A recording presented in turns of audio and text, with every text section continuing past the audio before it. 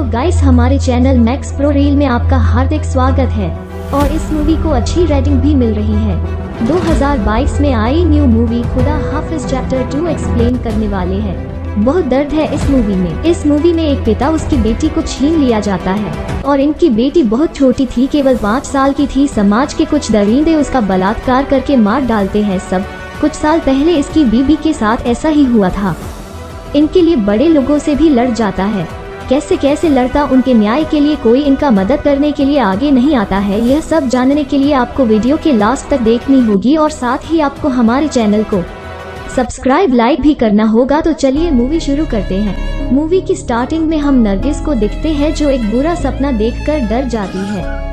दरअसल इस मूवी के फर्स्ट पार्ट में नरगिस को कुछ लोग विदेश उठा कर ले गए थे, जहां पर नरगिस का कई दिनों तक लगातार रेप किया गया था और वो इस हादसा को भूल नहीं पाई थी। उसे सपने में बार बार वो हादसा आकर डरा देता था। नरगिस आज तक उस दर्द से बाहर नहीं आ पाई थी। इसी वजह से अपने हस्बैंड समीर के साथ डॉक्टर के पास जाती हैं, जहां पर वो अपनी प्रॉब्लम डॉक्टर को बताती है। वो कहती है कि उसे बाहर निकलने में भी डर लगता है, ऐसा लगता है हर कोई उसके बारे में बात कर रहा है। ये वही औरत है जिसका विदेश में बलात्कार किया गया है। डॉक्टर उसे समझाने की कोशिश करती है और सब कुछ भूलकर एक नई लाइफ जीने का सजेशन भी देती है।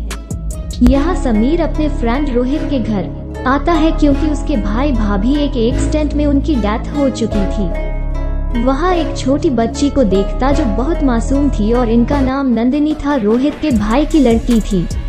रोहित समीर को बताता है कि वो तो अभी सही से सेटल नहीं हो पाया है और अब उस पर इस बच्ची की जिम्मेदारी आ गई, इसीलिए वो इसे किसी और चाइल्ड आश्रम में दे देगा। यह सुनकर समीर नंदिनी को अपने घर 7 दिनों के लिए ले जाने के लिए रोहित से पूछता है। वो कहता है नंदिनी और नरगिस के दोनों के बीच में अच्छे से एक दूसरे से बनने लग गए तो वो नंदिनी को एडॉप्ट कर सकती है क्योंकि उन्हें एक बच्चे की जरूरत थी। इसलिए समीर नंदिनी को लेकर घर आ जाता है, बट नरगिस को नंदिनी पसंद नहीं आती है और वो उसे रहने के लिए दूसरा रूम दे देती है। नंदिनी भी नरगिस से थोड़ा डरी हुई सी रहती थी, पर समीर नंदिनी के साथ बहुत खुश रहता था। यह देखकर नरगिस ने डॉक्टर के पास जाकर कहती है कि इस बच्ची को उसी की होनी चाहिए थी, पर उसकी किस्मत ही खराब थी। इसी कारण नंदिनी को देखकर उस पर गुस्सा आता था उसे। तब डॉक्टर ने नरगिस को समझाती है कि वो भी तुम्हारी तरह ही बड़ी मुश्किल हालात से गुजर रही है, इसलिए तुम्हें उसका अच्छे से ख्याल रखना चाहिए। शायद तुम दोनों टूटे दिल को खुदा ने मिलाया है ताकि अपने अपने दुख से बाहर आ पाए। अब नरगिस को समझ आ जाता है। अब घर आकर नंदिनी को बाहर खेलने के लिए भेज देती है, जहां पर थोड़ी देर बाद उसे नंदिनी की रोने का आवाज सुनाई देती है। जब बाहर आकर देखती है तो जमीन पर एक डॉग नीचे गिरा दिया था और उसने उसके हाथ को अपने मुंह में फंसा रखा था। ये देखकर उसे जल्दी भगाने की कोशिश करती, पर उसे भी पैर में काट लेता। वो भी घायल हो जाती है, पर फिर भी उसे किसी तरह वहां से भगा देती है और नंदिनी को जल्दी से अपनी गोद में लेकर हॉस्पिटल आती है और उसको बैंडेज करवाती है। शाम को इस बारे में जब नरगिस समीर को बताती है तो उसे बहुत बुरा लगता है। उन्हें समीर देखता है कि नरगिस नंदिनी को खाना बड़े प्यार से खिला रही है। अब दोनों में अच्छी तरह से बनने लग गई था। अब 7 दिन पूरे हो चुके थे। समीर नरगिस को बताता है रोहित नंदिनी को लेने आ रहा है क्योंकि उसे फैमिली अडॉप्ट करने के लिए रेडी हो गई है। तभी नरगिस दुखी होकर कहती है, क्या मैं नंदिनी को एडॉप्ट कर सकती हूँ? यह बात सुनकर समीर बहुत खुशी से हाँ कर देता है और नंदिनी से पूछते हैं तो वो भी हाँ कर देती है। और इसके बाद जो भी कागजी कार्यवाही होती है उसे पूरा करते हैं और नंदिनी को एडॉप्ट कर लेते हैं। उसके बाद समय गुजरता है और वो अपनी फैमिली में बहुत खुश होते हैं। इसी बीच समीर और नरगिस के बीच में दूरियां खत्म हो जाती है और वो एक रात टाइम स्पेंड करते हैं। कुछ टाइम बीतने के बाद एक दिन नंदिनी स्कूल छुट्टी के बाद एक लड़की शोभा के साथ आइसक्रीम खाने के लिए जाती है। तभी कुछ बच्चे लोग ब्लू वैन में आते हैं और शोभा को किडनैप करके लेके जाने लगते हैं, पर नंदिनी शोभा को नहीं छोड़ती है, इसीलिए वे इसको भी अपने साथ लेके चले जाते हैं। आइसक्रीम वाले अंकल उन्हें रोकने की बहुत कोशिश करते हैं और उन्हें गन से डरा देते हैं। उन लोगों में जो मेन लड़का था उसका नाम बच्चू था। वो वहाँ की बहुत पावरफुल लेडी समा ठाकुर का ग्रैंडसन था। उसके बाद इस किडनैपिंग के बारे में स्कूल के टीचर समीर को कॉल करके बता देती है।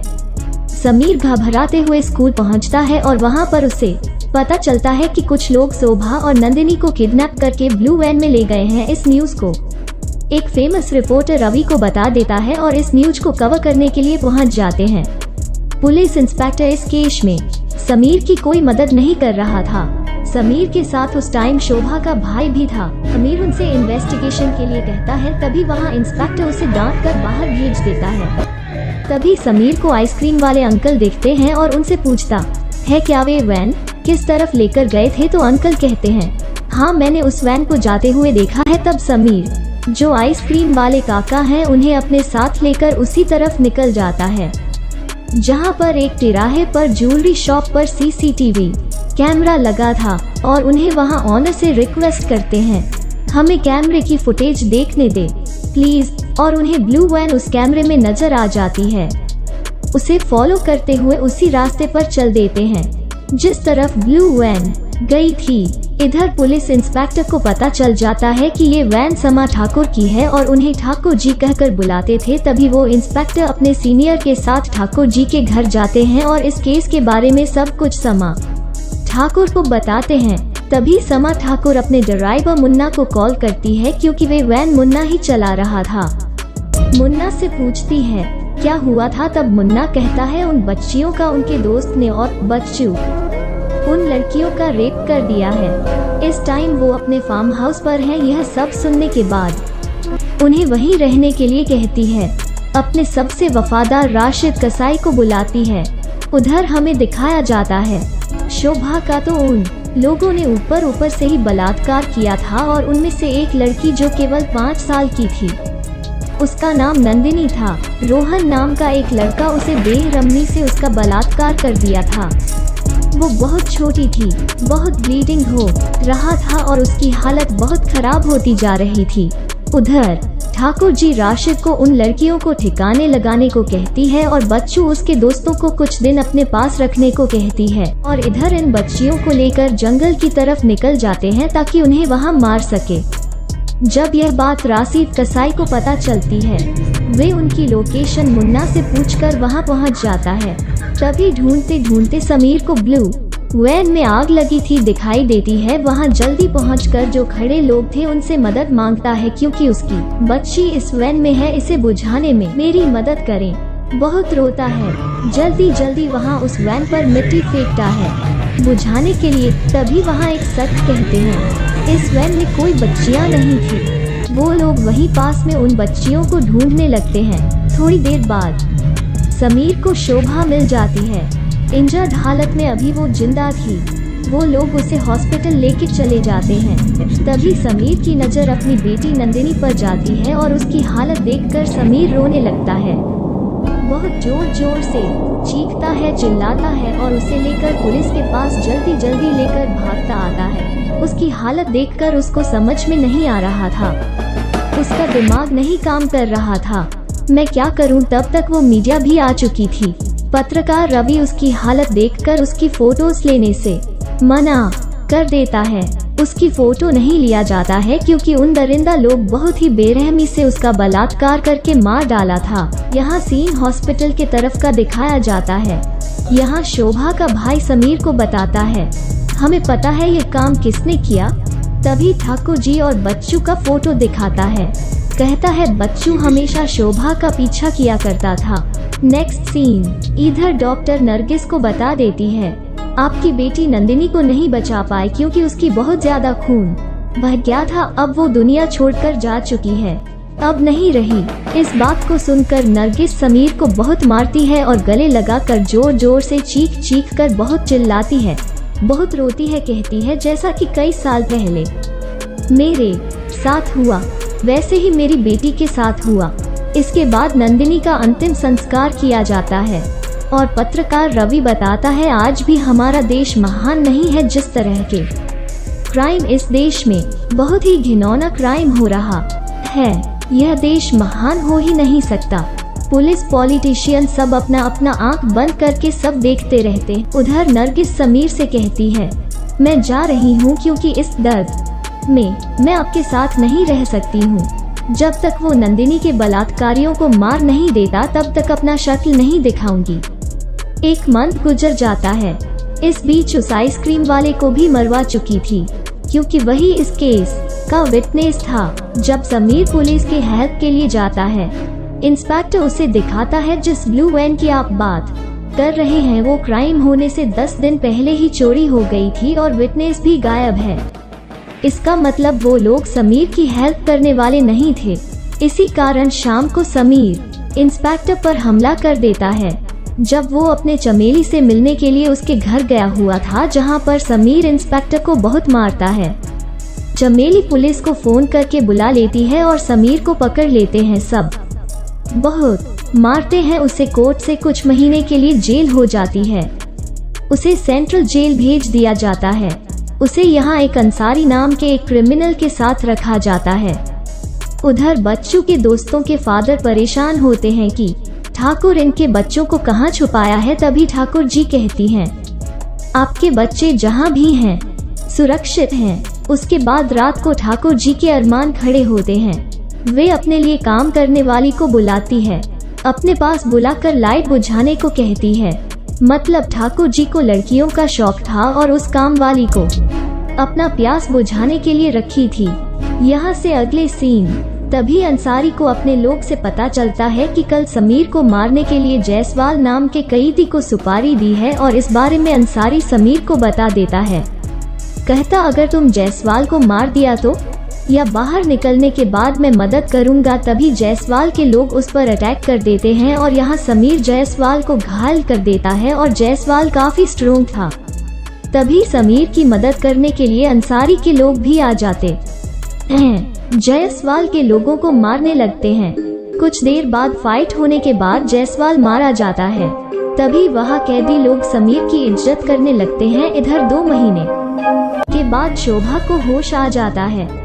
यहाँ CBI officer Avinash Thakur investigation कर रहे होते हैं। होश में आने के बाद शोभा बच्चों के दोस्तों का नाम सीबीआई को बता देती है। तभी समीर को भी पता चल जाता है बच्चों के साथ किस किस को मारना है। अगले सीन में नरगिस के घर ठाकुर आती है, उसको धमकी देती है वो अपने हस्बैंड को रोक ले नहीं तो मारा जाएगा। नरगिस बोल देती है उसका हस्बैंड उसको विदेश से छुड़ा लाया था, वो डरने वालों में से नहीं है। वहां जाने से पहले ठाकुर नरगिस पर भी अपना हवस की नजर डालती है। उधर अंसारी का एक फ्रेंड जेल में आकर बताता है ठाकुर जी के घर से राशिद कसाई के घर खाना दिल्ली के दिल्ली पैक होकर जाता है। इसका मतलब बच्चू उसका फ्रेंड वहीं पर छुपे हैं। इसकी जानकारी समीर को दे दी जाती है। अब समीर की रिहाई हो जाती है।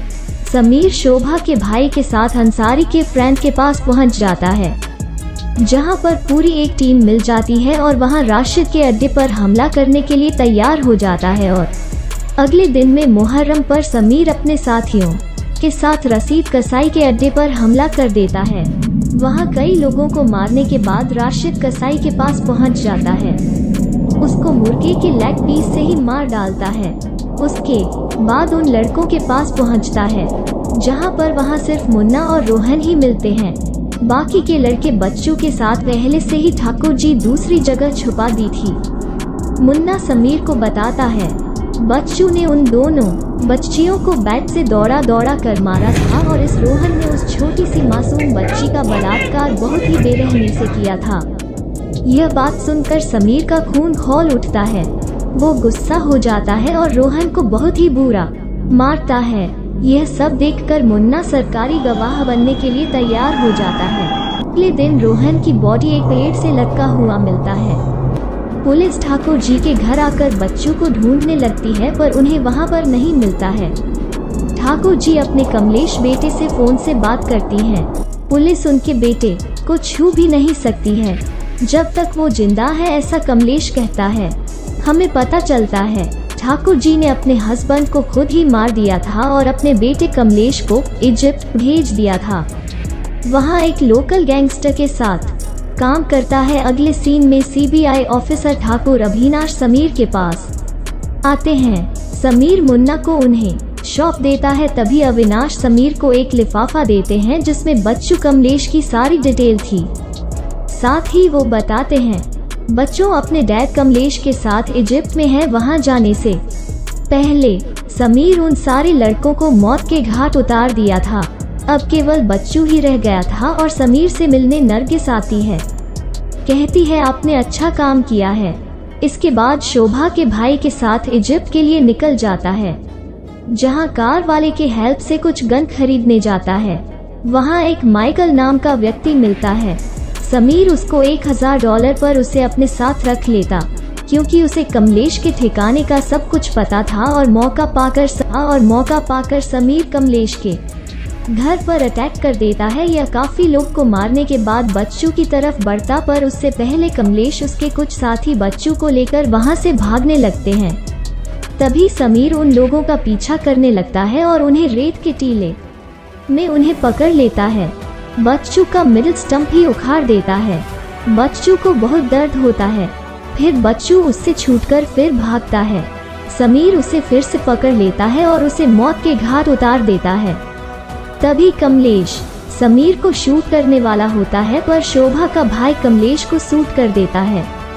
कमलेश मारा जाता है। उधर अपने बच्चों का मौत का खबर सुनकर सामा ठाकुर एकदम टूट सी जाती हैं। अपना प्यास बुझाने के लिए उस कामवाली को अपने पास बुलाती है। तभी उस कामवाली में खोने लगती है। तभी काम वाली लड़की अपना बदला ले लेती है। उसे अपने बालों में से निकाल कर उसे मार डालती है, क्योंकि इस काम वाली लड़की का इतना दिन तक शोषण ही किया था। इधर नरगिस समीर के पास आ जाती है और वो कहती मैं माँ बनने वाली हूँ। यह बात सुनकर समीर बहुत खुश हो जाता है। यहाँ आखिरी सीन में इनके घर के बाहर कई लोग समीर से मिलने आए हुए थे, क्योंकि उनके लिए एक लीडर बन गया, उन लोगों का मददगार बन गया था। ऐसी घटना बहुत होती थी।